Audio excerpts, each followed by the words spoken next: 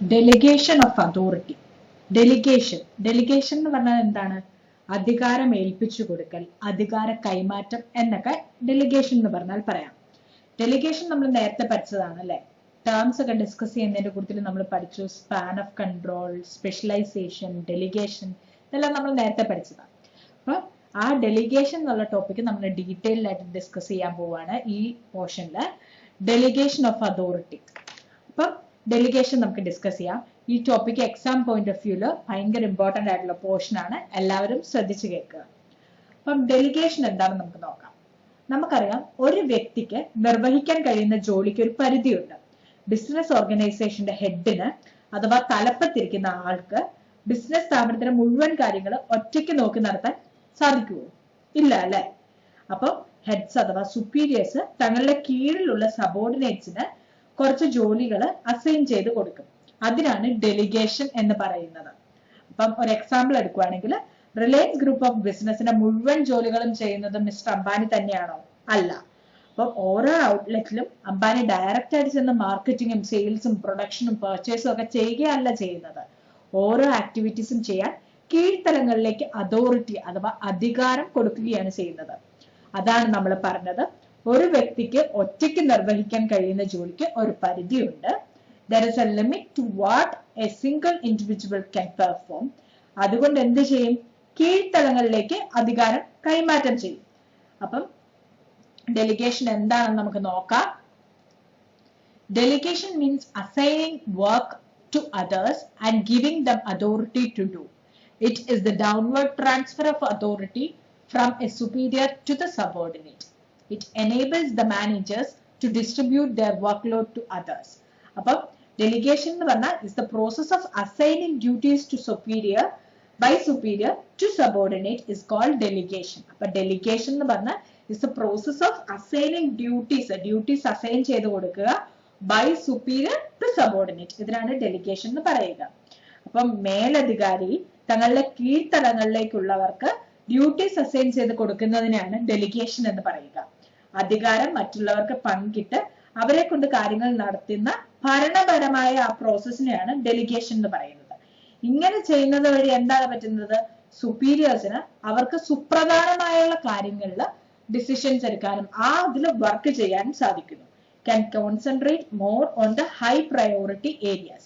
അപ്പം ഡെലിഗേഷൻ മൂലം ആളുകള് സുപ്പീരിയേഴ്സ് സബോർഡിനേറ്റ്സിലേക്ക് ജോലികൾ ഏൽപ്പിച്ചു കൊടുക്കുമ്പോൾ അവർക്ക് സുപ്രധാനമായുള്ള കാര്യങ്ങളിൽ തീരുമാനം എടുക്കാനും അതിൽ കൂടുതൽ കോൺസെൻട്രേറ്റ് ചെയ്യാനും സാധിക്കുന്നു. ഇപ്പൊ ഡെലിഗേഷനുമായിട്ട് റിലേറ്റ് ചെയ്ത 3 ഇമ്പോർട്ടന്റ് ടേംസ് ഉണ്ട്. അത് ഏതൊക്കെയാണെന്ന് നമുക്ക് നോക്കാം. 3 ഇമ്പോർട്ടന്റ് ടേംസ്. ആദ്യത്തെ ടേംസ് ആണ് അതോറിറ്റി. അതോറിറ്റി എന്ന് പറഞ്ഞാൽ അധികാരം. അപ്പൊ മാനേജർ തന്റെ ജോലികളിൽ ചിലത് തൊട്ട് താഴെയുള്ള ജീവനക്കാർക്ക് പങ്കിട്ട് നൽകുന്നു. എന്തിനായിരിക്കും ഇങ്ങനെ കൊടുക്കുന്നത്? കൂടുതൽ പ്രധാനപ്പെട്ട ജോലികളിലൊക്കെ മാനേജേഴ്സിന് ശ്രദ്ധ കേന്ദ്രീകരിക്കാനായിരിക്കും അല്ലെ? അപ്പൊ മാനേജേഴ്സ് തന്റെ ജോലികളിൽ കുറെ സബോർഡിനേറ്റ്സിന് അഥവാ കീഴുദ്യോഗസ്ഥർക്ക് വിതരണം ചെയ്യുന്നു. ഇത്തരത്തിൽ ജോലി ഏൽപ്പിക്കുമ്പോൾ മാനേജേഴ്സിന്റെ അധികാരം, ആ അധികാരത്തിന്റെ അതോറിറ്റിയുടെ ഒരു ഭാഗവും കൂടെ കീഴ് ജീവനക്കാർക്ക് കൊടുക്കുകയാണ് ചെയ്യുന്നത്. ഇതാണ് ആദ്യത്തെ പോയിന്റ്, അതോറിറ്റി, അധികാരം. അപ്പൊ മാനേജേഴ്സ് കീഴുദ്യോഗസ്ഥരിലേക്ക് കുറച്ച് ജോലികൾ ഏൽപ്പിക്കുന്നത് മൂലം അവര് അതിനകത്ത് കുറച്ച് അതോറിറ്റി കൂടെ ഏൽപ്പിക്കുകയാണ് ചെയ്യുന്നത്.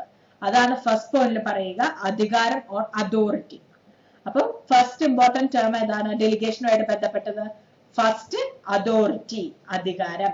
അപ്പൊ ഇങ്ങനെ അധികാരം ഏൽപ്പിച്ചു കൊടുക്കുമ്പോൾ അഥവാ ഇങ്ങനെ ജോലി ശരിക്കും ഏൽപ്പിച്ചു കൊടുക്കുമ്പോൾ ഇങ്ങനെ ഏൽപ്പിച്ചു കൊടുക്കുന്ന ജോലി ശരിക്കും നിർവഹിക്കുന്നത് സംബന്ധിച്ച് സമാധാനം പറയേണ്ടത് മാനേജറാണ്. അപ്പൊ തന്റെ കീഴ് ജീവനക്കാരെ ബാധ്യസ്ഥരാക്കിയാണ് മാനേജർ ചെയ്യുന്നത്. ആയതിനാൽ എന്താ സംഭവിക്കുന്നത്? ഇങ്ങനെ ഏൽപ്പിച്ചു കൊടുക്കുന്ന ജോലി ശരിക്കും നിർവഹിച്ചത് സംബന്ധിച്ച് സമാധാനം പറയേണ്ടത് ആരാ? മാനേജേഴ്സ് പറയേണ്ടത് തന്റെ കീഴ് ജീവനക്കാരനെ ബാധ്യസ്ഥനാക്കുന്നു. സമാധാനം പറയാൻ വേണ്ടിയിട്ട് കീഴ് ജീവനക്കാരനെ ബാധ്യസ്ഥനാക്കുന്നു. ആയതിനാൽ കീഴ് ജീവനക്കാരന് ഒരു റെസ്പോൺസിബിലിറ്റി അവിടെ ക്രിയേറ്റ് ചെയ്യുകയാണ്. അപ്പൊ രണ്ടാമത്തെ ടേം റെസ്പോൺസിബിലിറ്റി ആണ്, ഉത്തരവാദിത്വം. അപ്പൊ മാനേജേഴ്സ് കുറച്ച് അതോറിറ്റി കൊടുത്ത് കുറച്ച് ജോലികൾ ചെയ്യാൻ പറഞ്ഞു. അപ്പൊ ഒരു റെസ്പോൺസിബിലിറ്റി ഓട്ടോമാറ്റിക്കലി അവിടെ വരികയാണ്, ഒരു ഇമ്പോസ് ചെയ്യുകയാണ് റെസ്പോൺസിബിലിറ്റി, അഥവാ ഒരു റെസ്പോൺസിബിലിറ്റി അക്സെപ്റ്റ് ചെയ്യുകയാണ്. കാരണം എന്താ, കീഴ് ജീവനക്കാരൻ റെസ്പോൺസിബിൾ ആയിരിക്കണം മേലുദ്യോഗസ്ഥനോട്, അഥവാ സുപ്പീരിയറിനോട് റെസ്പോൺസിബിൾ ആയിരിക്കണം. അവിടെ ഒരു റെസ്പോൺസിബിലിറ്റി ക്രിയേറ്റഡ് ആവുകയാണ്. അതാണ് സെക്കൻഡ് ഇമ്പോർട്ടന്റ് ടേം, റെസ്പോൺസിബിലിറ്റി. ഇനി തേർഡ് ഇമ്പോർട്ടന്റ് ടേം ഏതാണെന്ന് നോക്കാം, അക്കൗണ്ടബിലിറ്റി. അക്കൗണ്ടബിലിറ്റി എന്ന് പറഞ്ഞാൽ എന്താണ്, അതേസമയം കീഴ് ജീവനക്കാരെ ഏൽപ്പിച്ചതിന് മാനേജേഴ്സ് കണക്ക് ബോധിപ്പിക്കേണ്ടതുണ്ട്. അവിടെ ഒരു അക്കൗണ്ടബിലിറ്റി ക്രിയേറ്റഡ് ആവുകയാണ്. എന്ന് വെച്ചാൽ മാനേജേഴ്സ് അവരുടെ top level head of the കമ്പനിയോടൊക്കെ ഒരു അക്കൗണ്ടബിൾ ആയിരിക്കും, എന്ന് വെച്ചാൽ ആൻസറബിൾ ആയിരിക്കും. അതാണ് തേർഡ് ഇമ്പോർട്ടന്റ് പോയിന്റ്, അക്കൗണ്ടബിലിറ്റി. അപ്പൊ 3 ടേംസ് ആണ് ഡെലിഗേഷനുമായിട്ട് ബന്ധപ്പെട്ടുള്ളത്. ഫസ്റ്റ് പോയിന്റ് അതോറിറ്റി അഥവാ അധികാരം, സെക്കൻഡ് പോയിന്റ് റെസ്പോൺസിബിലിറ്റി അഥവാ ഉത്തരവാദിത്വം, and third important term is accountability, കണക്ക് പറയേണ്ട ബാധ്യത. ഇങ്ങനെ 3 ടേംസ് ആണ് ഇമ്പോർട്ടന്റ് ടേംസ് ഓഫ് ഡെലിഗേഷൻ എന്ന് പറഞ്ഞാൽ നമുക്ക് പഠിക്കാനുള്ളത്. ഡെലിഗേഷന്റെ ഇമ്പോർട്ടന്റ് ടേംസ് ആണ് 3 എണ്ണം ഉണ്ട്, അതോറിറ്റി, റെസ്പോൺസിബിലിറ്റി ആൻഡ് അക്കൗണ്ടബിലിറ്റി. ഇനി നമ്മൾക്ക് ഒരു ഡെഫിനിഷൻ കാണാം, ഡെലിഗേഷന്റെ definition. According to Theo Haimann എന്ന് പറഞ്ഞ മാനേജ്മെന്റ് എക്സ്പെർട്ട് പറഞ്ഞിരിക്കുന്നതാണ്, delegation means the granting of authority to subordinate to operate within the prescribed limit. അപ്പോൾ തിയോ ഹൈമാൻ എന്ന് പറഞ്ഞ മാനേജ്മെന്റ് എക്സ്പെർട്ട് പറഞ്ഞിരിക്കുന്നതാണ്, delegation means granting of authority to subordinate to operate within the prescribed limits. അപ്പൊ പരിധികൾക്കുള്ളിൽ നിന്നുകൊണ്ട് പ്രവർത്തിക്കാൻ അധികാരം നൽകുന്നതിനെയാണ് delegation എന്ന് പറയുക. അപ്പൊ സുപ്പീരിയേഴ്സ് സബോർഡിനേറ്റ്സിനെ ഒരു ഉത്തരവാദിത്തം ഏൽപ്പിക്കുകയാണ്. ഉത്തരവാദിത്തം മാത്രമായിട്ട് കൊടുക്കാൻ പറ്റുമോ? ഇല്ല. അപ്പൊ റെസ്പോൺസിബിലിറ്റി മാത്രം പോരാ, ഉത്തരവാദിത്തം കൊടുത്താൽ മാത്രം പോരാ, അതുമായി ബന്ധപ്പെട്ട അധികാരം അഥവാ അതോറിറ്റി കൂടെ കൊടുക്കണം. റെസ്പോൺസിബിലിറ്റി മാത്രം പോരാ, അതുമായിട്ട് ബന്ധപ്പെട്ട അതോറിറ്റിയും കൂടെ കൊടുക്കണം. അല്ലാതെ റെസ്പോൺസിബിലിറ്റി തന്നെയായിട്ട് നമുക്ക് കീഴ്ത്തലങ്ങളിലേക്ക് നൽകാൻ സാധിക്കില്ല. അപ്പൊ സുപ്പീരിയേഴ്സ് സബോർഡിനേറ്റ്സിന് അതോറിറ്റി ആൻഡ് റെസ്പോൺസിബിലിറ്റി ഏൽപ്പിക്കുകയും തിരിച്ച് ആ സബോർഡിനേറ്റിനെ അക്കൗണ്ടബിൾ ആക്കുകയും ചെയ്യുന്നതിനാണ് ഡെലിഗേഷൻ എന്ന് പറയുന്നത്. അപ്പൊ സുപ്പീരിയേഴ്സ് സബോർഡിനേറ്റ്സിന് അതോറിറ്റിയും റെസ്പോൺസിബിലിറ്റിയും ഒക്കെ ഏൽപ്പിക്കുകയും അതുവഴി തിരിച്ച് ആ സബോർഡിനേറ്റർ അക്കൗണ്ടബിൾ ആകുകയും ചെയ്യുന്ന ആ പ്രോസസ്സിനെയാണ് ഡെലിഗേഷൻ എന്ന് പറയുക, അഥവാ അതിനെയാണ് ഡെലിഗേഷൻ എന്ന് പറയുക. അപ്പൊ നമ്മൾക്ക് ഡെലിഗേഷൻ എന്താണെന്ന് മനസ്സിലായി. അതുമായിട്ട് ബന്ധപ്പെട്ട 3 ഇമ്പോർട്ടന്റ് ടേംസ് നമ്മൾ കണ്ടു. ഈ 3 important terms authority, responsibility and accountability ആണ് എലമെന്റ്സ് ഓഫ് ഡെലിഗേഷൻ അഥവാ പില്ലേഴ്സ് ഓഫ് ഡെലിഗേഷൻ എന്ന് പറയുന്നത് ഈ 3 ടേംസിനെയാണ്. എലമെന്റ്സ് ഓഫ് ഡെലിഗേഷൻ അല്ലെ 3 പില്ലേഴ്സ് ഓഫ് ഡെലിഗേഷൻ അഥവാ അധികാരം ഏൽപ്പിച്ചു കൊടുക്കുന്നതിന്റെ ഘടകങ്ങൾ, ഡെലിഗേഷന്റെ ഘടകങ്ങളാണ് ഈ 3 പോയിന്റ്സ്. അതോറിറ്റി ദാറ്റ് മീൻസ് അധികാരം, റെസ്പോൺസിബിലിറ്റി ദാറ്റ് മീൻസ് ഉത്തരവാദിത്തം, അക്കൗണ്ടബിലിറ്റി മീൻസ് കണക്ക് പറയേണ്ട ബാധ്യത. ഇത് 3ഉമാണ് എലമെന്റ്സ് ഓഫ് ഡെലിഗേഷൻ എന്ന് പറയുക. അപ്പം എലമെന്റ്സ് ഓഫ് ഡെലിഗേഷൻ നമ്മൾക്കൊന്നുകൂടെ ഡീറ്റെയിൽഡ് ആയിട്ട് ഡിസ്കസ് ചെയ്യാം. Elements of delegation, first point is authority, അധികാരം. അപ്പൊ അതോറിറ്റി എന്താണെന്ന് നമുക്കൊരു എക്സാമ്പിൾ നോക്കാം അല്ലെ. ഇപ്പൊ നമ്മുടെ ക്ലാസ് റൂമില് നമുക്കൊരു ക്ലാസ് ടീച്ചർ ഉണ്ടല്ലേ. അപ്പൊ ക്ലാസ് ടീച്ചറാണ് നമുക്ക് കോമൺ ആയിട്ടുള്ള എല്ലാ ഇൻസ്ട്രക്ഷൻസും തരുന്നത്. ക്ലാസ് ടീച്ചർ പറയുന്നതെല്ലാം നമ്മൾ അനുസരിക്കാറുമുണ്ട് അല്ലെ. അതേപോലെ സ്കൂളിന്റെ കേസ് എടുക്കുവാണെങ്കിൽ സ്കൂളിലെ മൊത്തത്തിലുള്ള തീരുമാനങ്ങളൊക്കെ എടുക്കുന്ന ആരാണ്? പ്രിൻസിപ്പൾ ആണ് അല്ലെ.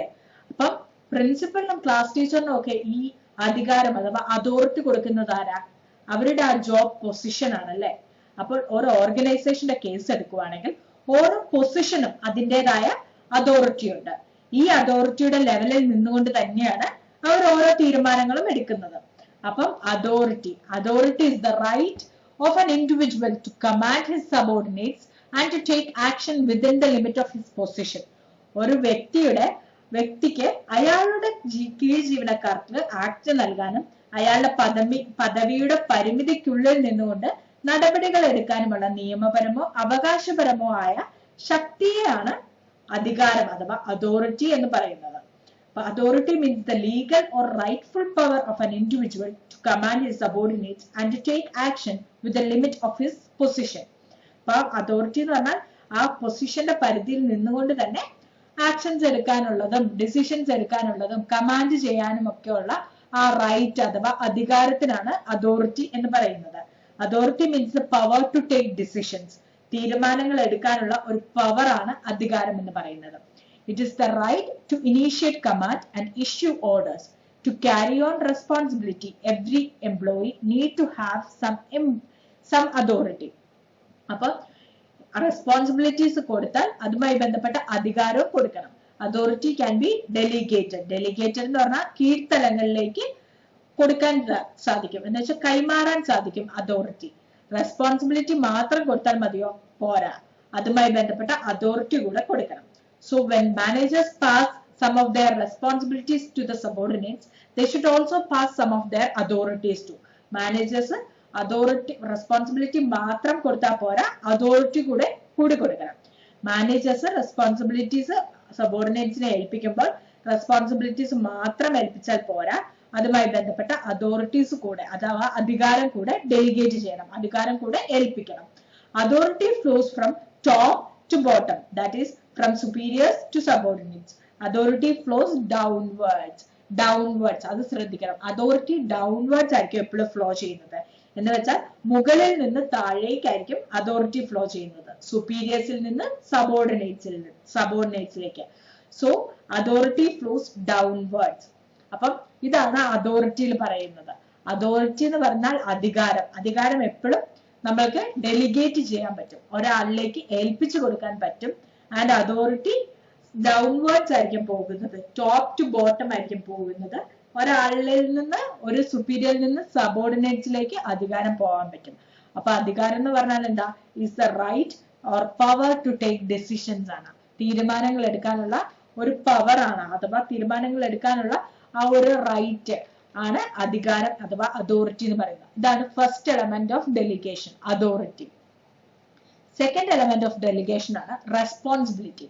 Responsibility is the obligation of subordinate to properly perform the assigned duty.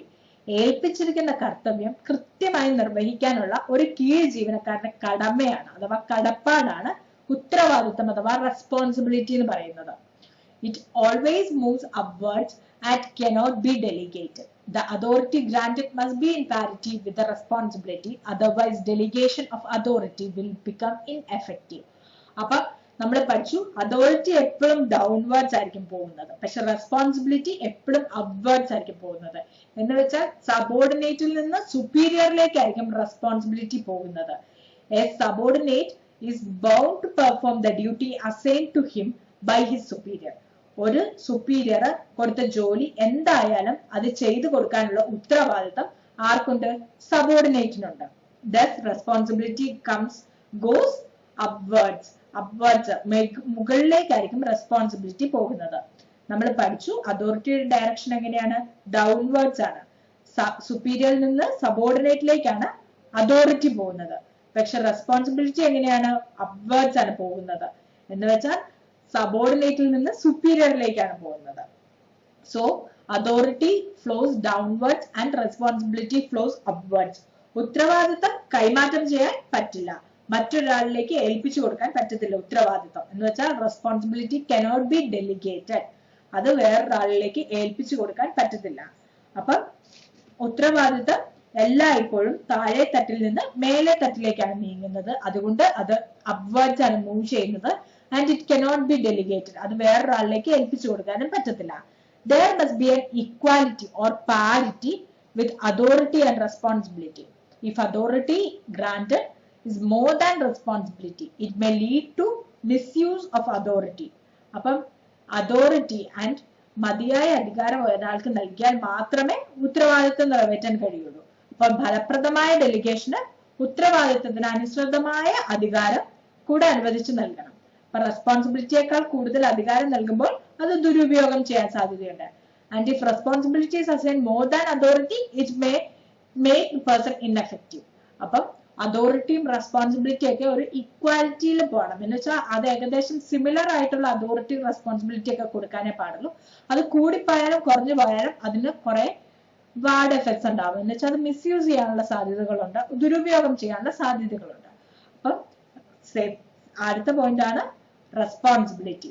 നമ്മൾ കണ്ടു അതോറിറ്റി കണ്ടു. അതോറിറ്റി എന്ന് പറഞ്ഞാൽ is the power to take decisions ആണ് അതോറിറ്റി. റെസ്പോൺസിബിലിറ്റി എന്ന് കണ്ടു, Responsibility is the obligation എന്ന് വെച്ചാൽ കടമയാണ് of the subordinate to properly perform the same duties. കടമയാണ് responsibility എന്ന് പറയുന്നത്. It moves upwards and cannot be delegated.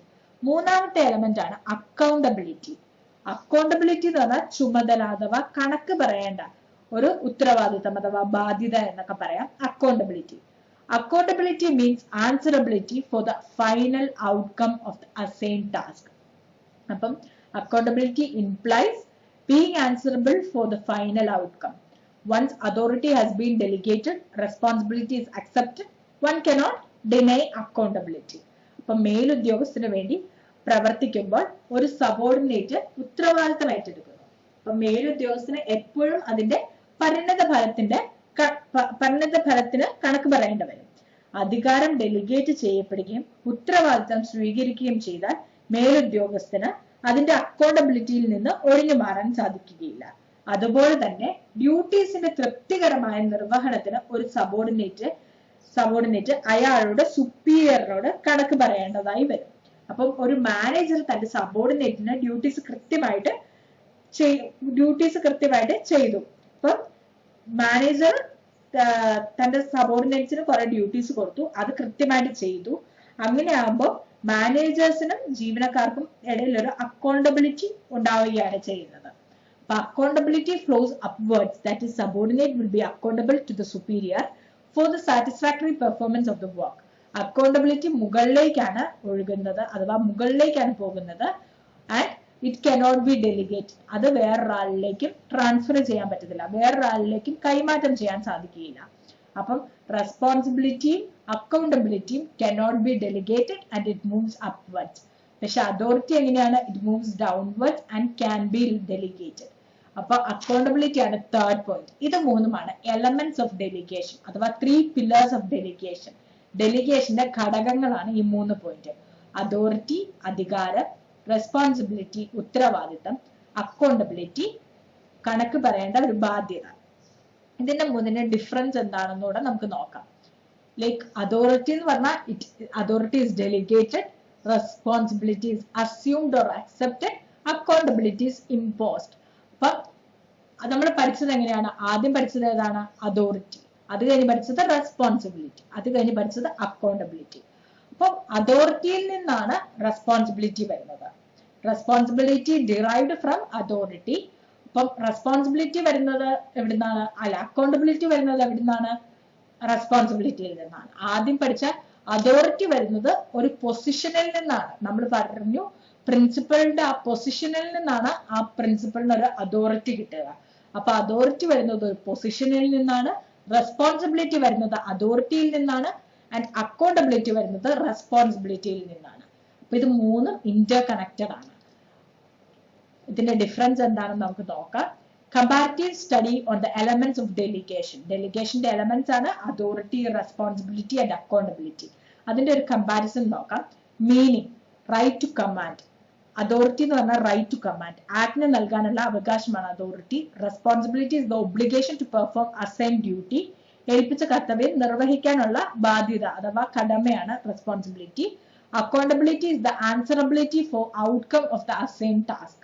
അപ്പം ഏൽപ്പിച്ച കർത്തവ്യത്തെ കുറിച്ചുള്ള റിപ്പോർട്ട് ചെയ്യേണ്ട അഥവാ കണക്ക് പറയേണ്ട ബാധ്യതയാണ് അക്കൗണ്ടബിലിറ്റി. അപ്പം അതോറിറ്റി ഡെലിഗേറ്റ് ചെയ്യാൻ പറ്റും, റെസ്പോൺസിബിലിറ്റിയും അക്കൗണ്ടബിലിറ്റിയും ഡെലിഗേറ്റ് ചെയ്യാൻ പറ്റുകയില്ല. എന്ന് വെച്ചാൽ വേറൊരാളിലേക്ക് ഏൽപ്പിച്ചു കൊടുക്കാൻ പറ്റുകയില്ല. അതോറിറ്റി എവിടെ നിന്നാണ് വരുന്നത്? ഫോർമൽ പൊസിഷനിൽ നിന്നാണ്. പ്രിൻസിപ്പൾ എന്നുള്ള പൊസിഷനിൽ നിന്നാണ് ആ അതോറിറ്റി അഥവാ അധികാരം വരുന്നത്.